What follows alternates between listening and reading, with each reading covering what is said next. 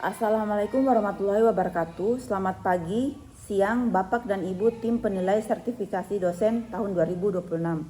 Perkenalkan, nama saya Siska Sanjaya Jahir SH.MH. Saya adalah salah satu dosen tetap pada program studi Ketata Laksanaan Pelayaran Niaga dan Kepelabuhanan di Institut Dharma Barata Group Kendari. Video ini dibuat sebagai bagian dari dokumen pernyataan diri dosen dalam unjuk kerja Tridharma Perguruan Tinggi atau PDD UKTPT dalam bidang pengajaran. Pada kesempatan kali ini, mata kuliah yang akan saya paparkan sebagai pembelajaran adalah mata kuliah Hukum Laut dan Perkapalan. Mata kuliah ini merupakan mata kuliah bobot 2 SKS yang berfokus pada pemahaman konsep mengenai regulasi maritim internasional, aspek hukum ruang laut, serta aturan hukum yang mengikat pada kelautan ataupun pengoperasional kapal. Proses pembelajaran ini saya sampaikan dengan metode DII atau Delivery, Interaction, dan Assessment. Metode DII atau Delivery, Interaction, Assessment adalah strategi pengajaran yang berfokus pada 3 komponen inti: penyampaian materi secara efektif atau delivery, pembangunan komunikasi 2 arah atau interaction, serta evaluasi pemahaman siswa secara terstruktur atau assessment. Deskripsi mata kuliah ini mempelajari tentang segala peraturan hukum yang ada di lautan, batas dan macam-macam laut, serta segala peraturan perkapalan yang berlaku secara internasional dan tentang struktur kapal. Secara umum, aspek CPL yang dinilai mencakup 3 ranah utama. Itu yang pertama, sikap atau sosial dan etnis, menunjukkan sikap bertanggung jawab atas pekerjaan di bidang keahliannya secara mandiri, taat hukum, serta menjunjung tinggi etika profesi hukum dan kemaritiman. Poin kedua, pengetahuan atau knowledge, menguasai konsep teoritis, asas-asas, serta norma hukum nasional maupun konvensi internasional yang mengatur wilayah laut, pelayaran, keselamatan, dan bisnis maritim. Poin ketiga, yakni keterampilan khusus dan umum atau skill, mampu menyusun argumen hukum, menganalisis studi kasus sengketa maritim, serta merumuskan alternatif solusi terhadap pelanggaran hukum di laut. Capaian pembelajaran mata kuliah atau CPMK Hukum Maritim. Setelah menyelesaikan mata kuliah, mahasiswa diharapkan menguasai beberapa poin kompetensi, yakni yang pertama, CPMK 1, mampu memahami dan menjelaskan sejarah, pengertian, ruang lingkup, serta sumber hukum, baik dalam hukum nasional, KUHD, Undang-Undang Pelayaran maupun hukum internasional. CPMK 2, mampu menganalisis status hukum kapal, mencakup kebangsaan kapal, pendaftaran surat-surat kapal, serta aspek hukum ketenagakerjaan bagi nahkoda dan awak-awak kapal.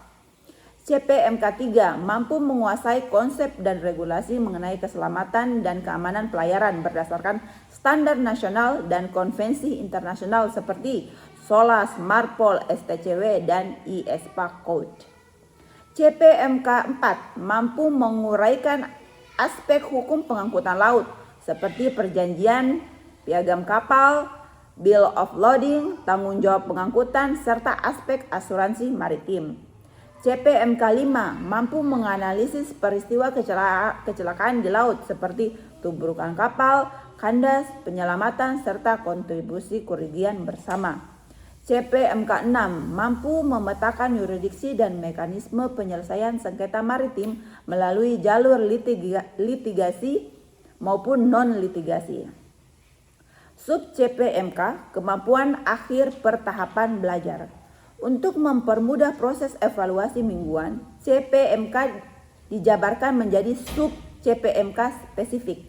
Yang pertama, mahasiswa mampu membedakan ruang lingkup hukum laut internasional seperti Law of the Sea atau UNCLOS dengan hukum maritim atau pelayaran maritim. Mahasiswa mampu mengidentifikasi dokumen legalitas kapal serta hak dan kewajiban nahkoda berdasarkan KUHD dan Undang-Undang Pelayaran. Mahasiswa mampu menganalisis tanggung jawab hukum pemilik kapal atau operator dalam kasus pencemaran lingkungan laut oleh minyak ataupun limbah kapal. Mahasiswa mampu memecahkan studi kasus klaim asuransi akibat kecelakaan kapal logistis, penggunaan regulasi maritim yang berlaku. Adapun referensi yang saya gunakan dalam menyampaikan mata kuliah ini yaitu menggunakan beberapa buku ataupun literatur lainnya. Di antaranya, yang pertama buku Purwa Sujipto HMN yakni buku tentang pengertian pokok hukum dagang Indonesia, hukum perkapalan dan hukum laut. Buku kedua yakni Undang-Undang Nomor 17 Tahun 2008 tentang Pelayaran Indonesia. Ketiga, Kitab Undang-Undang Hukum Dagang atau KUHD, terkhusus buku kedua tentang hak dan kewajiban yang timbul dari pelayaran. Buku keempat, Mandar R, yakni Hukum Maritim Internasional dan Implementasinya. Buku keempat yaitu IMO Convention seperti SOLAS, MARPOL, SCTW, dan lain-lain. Buku keenam yakni UNCLOS tahun 1982. Adapun metode penilaian dan evaluasi yakni terdiri dari yang pertama yaitu kehadiran berbobot 15% dinilai dari kehadiran mahasiswa dalam mengikuti perkuliahan. Komponen kedua yaitu tugas mandiri atau kelompok berbobot 25%, yakni penyusunan makalah kelompok berupa analisis kasus sengketa ataupun kecelakaan dalam maritim.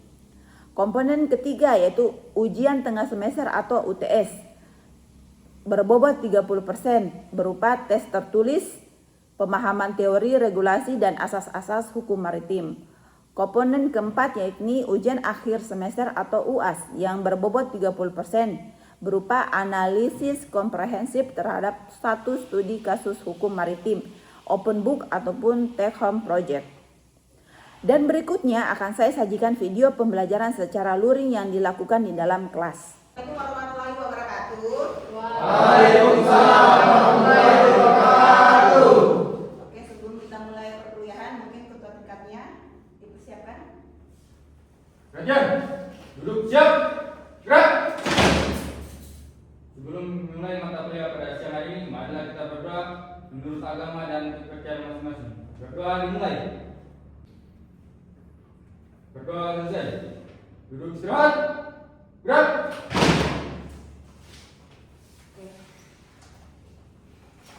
Oke, masih tahu mata kuliah kita hari ini apa? Tahu. Apa mata kuliah kita hari ini? Hukum laut dan perkapalan. Jadi kita hari ini akan mulai mata kuliah hukum laut dan Perkapalan. Dan materi yang akan kita bahas hari ini yaitu mengenai UNCLOS. UNCLOS ini adalah salah satu konferensi hukum laut internasional yang pernah diadakan PBB yang spesifik membahas tentang batas-batas laut. Jadi mungkin siapa tahu ada yang masih ingat pertemuan sebelumnya kita membahas tentang apa? Hukum laut dan perkapalan. Membahas tentang SOLAS, masih ingat SOLAS? Oh, sholat. Ya, itu merupakan salah satu hukum internasional yang secara spesifik membahas tentang apa? Mengatur keselamatan maritim. Iya, betul sekali ya. Tentang keselamatan maritim atau berfokus di kapalnya. Nah, hari ini kita membahas tentang UNCLOS, yaitu tentang konferensi hukum laut internasional yang pernah diadakan oleh PBB di Jenewa ya. Itu bisa diperhatikan slide-nya. Nah, UNCLOS pertama diadakan di Jenewa pada tahun 1958. Ini adalah UNCLOS yang pertama. Nah, isinya itu ada 4. Yang pertama membahas tentang konvensi tentang laut teritorial dan jalur tambahan. Yang kedua membahas tentang laut bebas. Yang ketiga membahas tentang apa? Konvensi tentang makanan dan perlindungan sumber hayati di laut lepas. Oke, yang keempat satu orang membahas tentang apa? Konvensi tentang landas komitmen. Landas kontinen. Landas kontinen ya. Jadi untuk UNCLOS sendiri itu ada 4 poin yang dibahas. Itu yang poin pertama membahas tentang laut teritorial dan jalur tambahan. Poin kedua membahas tentang laut bebas. Poin ketiga membahas tentang sumber daya hayati atau ZEE ya. Tahu apa ZEE? Zona ekonomi eksklusif ya. Yang keempat itu adalah mulai landas kontinen, wilayah dasar laut. Landas dasar laut ya. Oke, UNCLOS 1 dan 2 gagal menentukan lebar laut teritorial dan konsepsi negara kepulauan yang diajukan Indonesia. Jadi UNCLOS itu 3 kali diadakan. 3. Yang pertama itu adalah tahun 19 berapa? 1958. Yang kedua itu adalah tahun 1960 dan yang ketiga itu adalah tahun 1982. Jadi dia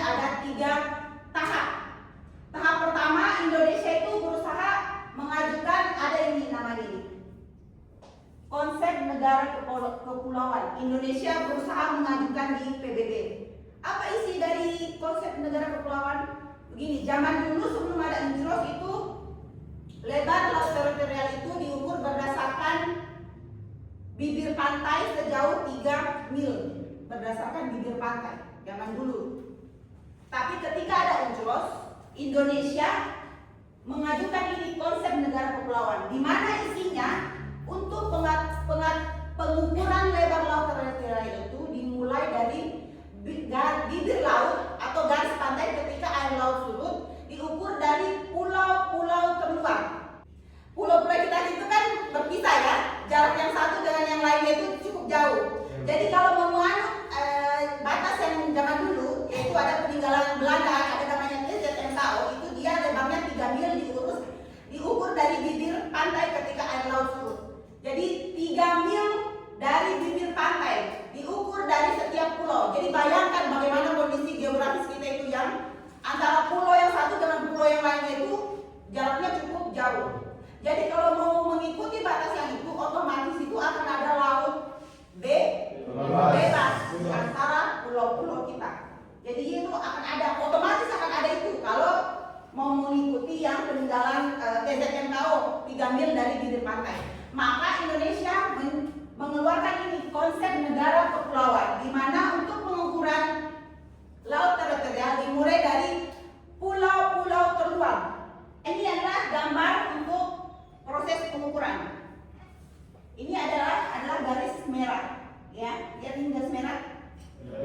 Ini adalah proses penarikan garis dari bibir pantai terluar, ya. Jadi ini kan ada pulau-pulau terluar.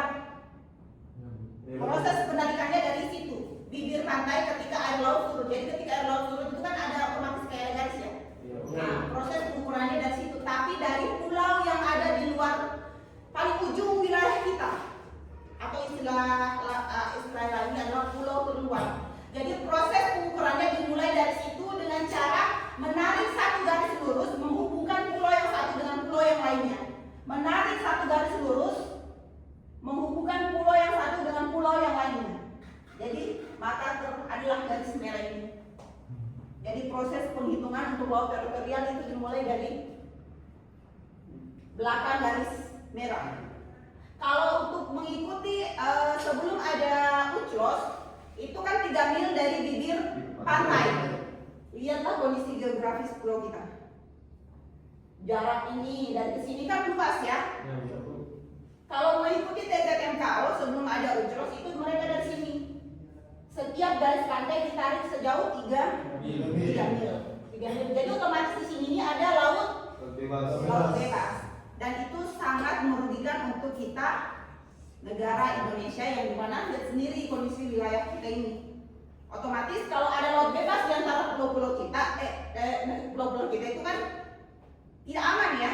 Karena kan kapal negara lain otomatis mereka bebas lalu lalang, namanya saja laut bebas. Jadi otomatis bebas lalu lalang, kita tidak bisa melarang karena statusnya laut bebas.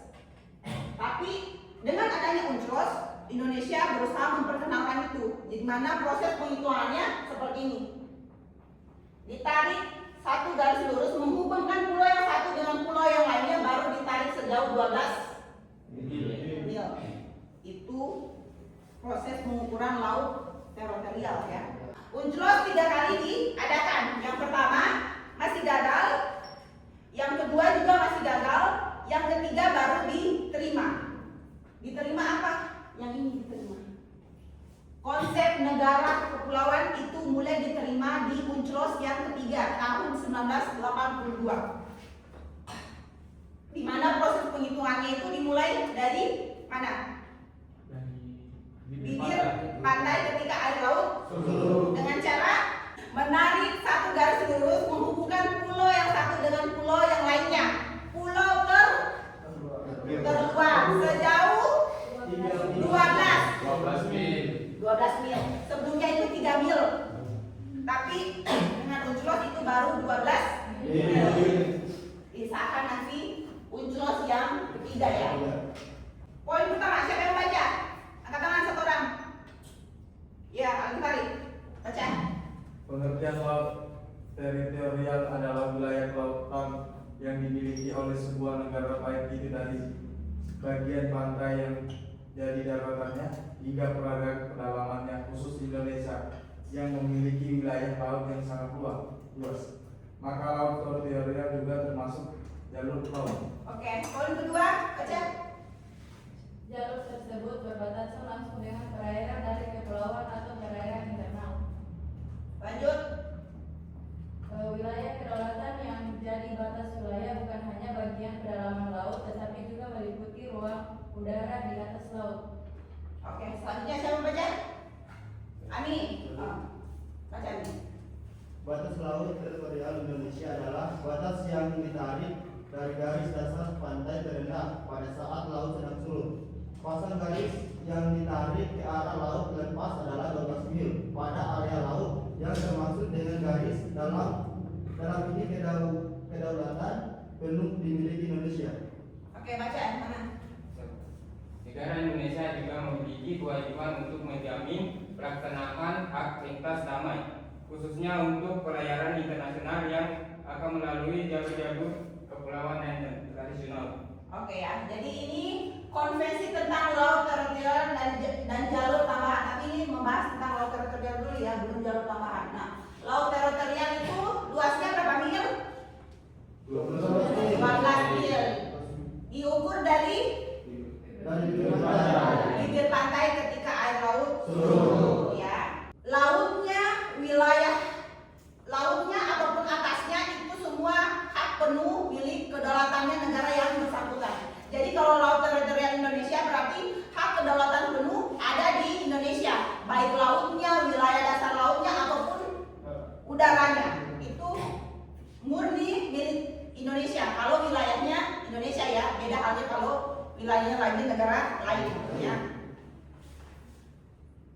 Negara Indonesia juga memiliki kewajiban untuk menjamin hak pelaksanaan lintas damai. Jadi maksudnya begini, wilayah kita kan itu luas, ya, wilayah kita itu luas. Terus ada bagian wilayah-wilayah tertentu kita itu menjadi jalur lalu lintas kapal asing untuk pergi ke wilayah lain. Jadi maksudnya di bagian kayak seperti di sini, untuk dari sini kapal yang mau dari sini mau ke sini. Indonesia memberikan kemudahan dengan memberikan hak lintas damai. Hak lintas damai maksudnya kapal asing boleh lewat dengan namanya saja damai. Berarti dengan damai dia hanya melintas tok. Jadi Indonesia memberikan kemudahan itu kepada kapal asing. Jadi syaratnya harus lewat di jalur yang sudah ditentukan. Syarat kedua adalah benderanya dikeluarkan. Terus untuk ada aturan khusus untuk kapal yang bawah laut itu apa? Kapal selam. Untuk kapal selam itu mereka harus naik di permukaan ya. Harus naik di permukaan kalau mau lewat di hak lintas damainya Indonesia. Mereka harus naik ke permukaan dan keluarkan bendera.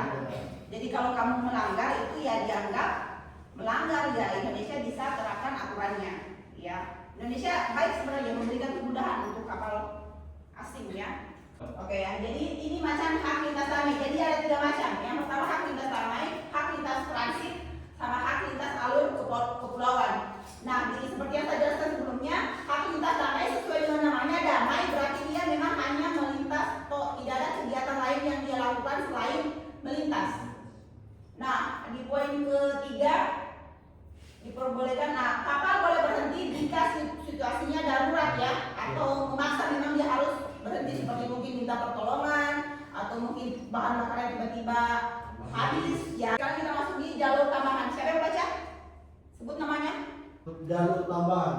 1. Zona tambahan adalah suatu jalur perairan yang berdekatan dengan batas jalur maritim atau laut internasional. Laut teritorial. hak pengawasan tertentu untuk mencegah pelanggaran peraturan perundang-undangan, saniter, bea cukai, fiskal, pajak, imigrasi di wilayah laut teritorial sepanjang 12 mil dari garis pangkal. Oke, jadi letak jalur tambahan itu ada di setelah apa? Laut teritorial.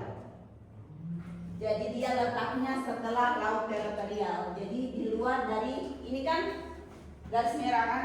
Di dalam ini kan semua masuk kategori wilayah Indonesia. Ditarik garis lurus sejauh 12 mil itu adalah laut teritorial. Ini pangkalnya untuk menarik batas. Sejauh 12 mil itu namanya laut teritorial. Teritorial ini mengelilingi semua. Zona tambahan atau jalur tambahan itu letaknya di setelah laut teritorial. Jadi berarti dia kalau proses pengukurannya itu kan dia 2 mil dari garis 24 mil dari garis pangkal. Tapi bersihnya itu adalah 12 mil. Karena kalau laut teritorial kan juga 12. Setelah 12 baru bisa ada namanya jalur tambahan. Lebarnya juga 12. Tapi untuk jalur tambahan tidak semua setelah laut teritorial itu adalah jalur tambahan, tidak semua. Di wilayah di titik tertentu yang memang itu menjadi kayak sering lalu lintas. Lalu lintas. Jadi hanya di wilayah-wilayah tertentu. Jadi oke, kasih lagi. Konvensi tentang laut lepas. Laut lepas merupakan semua bagian laut yang tidak termasuk zona ekonomi eksternal, teritorial atau perairan kedalaman suatu negara dan perairan kepulauan dalam negara kepulauan. Prinsip pemanfaatan laut bebas menggunakan warisan bersama umat manusia. Ini berarti bahwa manfaat laut lepas ditinjau dari segi sumber daya alam yang terkandung di dalamnya haruslah dapat dimanfaatkan dan digunakan oleh seluruh umat manusia tanpa adanya monopoli dari negara tertentang atau negara adidaya. Walaupun prinsip ini berlakukan kepada laut bebas, tetap harus dilengkapi dengan melakukan pengawasan, sebab aturan kebebasan tanpa adanya pengawasan akan menimbulkan faktor perubahan sosial dan kekacauan. Oke, laut lepas. Jadi konvensi tentang laut lepas sesuai dengan namanya laut lepas atau laut bebas. Jadi ya dia tidak ada negara pun yang memiliki, tidak ada pemilik dari laut lepas ya. Laut lepas merupakan semua bagian laut yang tidak termasuk zona ekonomi eksklusif, laut teritorial ataupun perairan pedalaman suatu negara. Jadi dia tidak ada kepemilikan, tidak ada negara yang memiliki. Namanya saja laut lepas ataupun laut bebas ya. Prinsip pemanfaatan laut bebas menggunakan warisan bersama umat manusia. Jadi maksudnya digunakan secara bersama-sama ya. Ini berarti bahwa manfaat laut bebas ditinjau dari segi sumber daya alam yang tergantung di dalamnya haruslah dapat dimanfaatkan dan digunakan oleh seluruh umat manusia tanpa adanya monopoli atau maksudnya tidak dikuasai oleh negara tertentu ya. Jadi bisa dimanfaatkan secara bersama-sama ya. Itu dari prinsip dari laut lepas. Hal yang boleh dilakukan di laut lepas ya. Yang pertama, bebas berlayar, bebas menerbang, bebas untuk melakukan pemasangan kabel, bebas untuk mendirikan pulau buatan, bebas untuk menangkap ikan. Terus yang keenam itu adalah bebas melakukan penelitian. Semuanya itu harus sesuai dengan prosedur dan aturan ya. Intinya tidak serakah ya. Oke ya. Oke lanjut, masih baca Sreni. Setiap kapal yang berlayar di laut lepas harus ada kebangsaannya karena adanya ikatan antara kapal dengan negara. Dan apabila kapal menggunakan dua negara atau lebih bendera negara, karena ini mendapat kemudahan dianggap sebagai kapal tanpa kebangsaan. Oke, jadi intinya melintasi laut lepas benderanya harus naik dan hanya satu. Jadi maksudnya satu bendera saja, tidak boleh pokoknya dua kayak ada bendera negara A dengan negara B itu melanggar ya. Jadi hanya satu bendera saja. Oke, jadi konvensi yang selanjutnya itu adalah membahas tentang ZEE. ZEE itu adalah zona ekonomi eksklusif.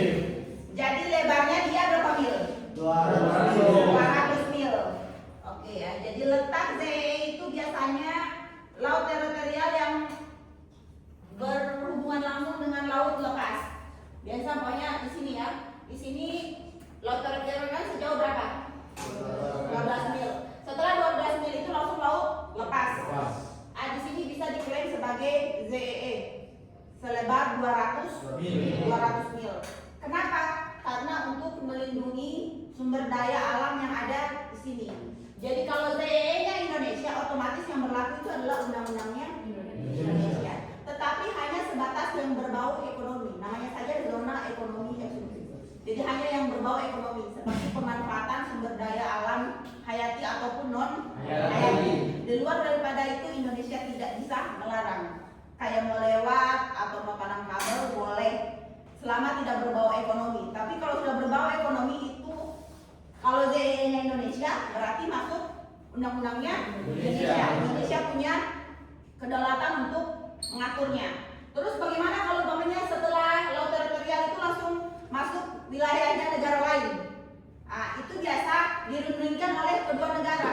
Bisa umpamanya dia ambil garis tengahnya bagi dua saja. Biasanya kalau langsung berbatasan langsung dengan negara lautnya negara tetangga, kedua negara bisa saling berunding ya. Cari amannya saja, ambil tengah ya bagi dua ya. Lanjut selanjutnya, siapa yang baca? Membahas tentang landas kontinen. Landas kontinen adalah dasar laut dan tanah yang ada di bawah serta seluruh di bawah permukaan laut, termasuk juga kelanjutan alamiah wilayah laut pada daratan negara tersebut. Jarak landas kontinen perairan Indonesia adalah memanjang dari pantai sampai kedalaman laut 100 hingga 200 meter. Jadi dia kalau zona ekonomi kan dia membentang lurus toh. Kalau landas kontinen dia lari kedalaman ya. Oke ya. Ada yang ingin ditanyakan tentang materi tadi kita? Oke, Betty, silakan. Manfaat apa saja yang diterima oleh Indonesia dengan sisa-sisakannya UNCLOS? Kira-kira ada yang mau jawab yang tahu? Kira-kira ada yang tahu? Oke, namanya siapa? Ariwayu. Oke, apa manfaatnya Ariwayu? 1. Pengakuan resmi sebagai negara kepulauan. 2. Pembagian zona maritim Indonesia. Mungkin itu jawaban dari pertanyaan dari Niki. Dari Niki. Bagaimana nih Ariwayu itu ada 2 poin ya Ariwayu ya? Ya Bu. Yang pertama itu diakuinya Indonesia sebagai negara kepulauan. Sama yang kedua itu adalah langsung pembagian wilayah maritim ya. Ada laut teritorial, zona tambahan, ZEE, laut lepas dan landas kontinen. Oke, saja jelas ya Niki ya? Jelas. Oke, selanjutnya siapa tahu masih ada pertanyaan? Oke, silakan Jessica. Hal apa saja yang tidak boleh dilakukan di lalu lintas damai? Oke, siapa yang jawab? Ini saja, duluan. Siapa namamu? Mustaqim, baca Mustaqim. Menurut pasal 11 ayat 2 UNCLOS 1982, lintasan tersebut dianggap tidak damai atau dilarang jika kapal asing melakukan aktivitas yang mengancam keamanan dan ketertiban negara pantai. Yang pertama, tindakan militer dan ancaman keamanan. Yang kedua, kegiatan intelijen seperti mata-mata dan propaganda seperti penyebaran hoax. Yang ketiga, kegiatan ekonomi dan pelanggaran hukum domestik seperti penyelundupan dan penangkapan ikan ilegal. Dan yang terakhir, perusakan lingkungan dan gangguan komunikasi. Oke ya, gimana Jessica? Jelas? Ya jadi pertanyaan Jessica, jelas ya? Oke, jelas ya. Masih ada yang ditanyakan? Pertemuan hari ini saya akhiri ya. Jadi dengan ucapan Assalamualaikum warahmatullahi wabarakatuh.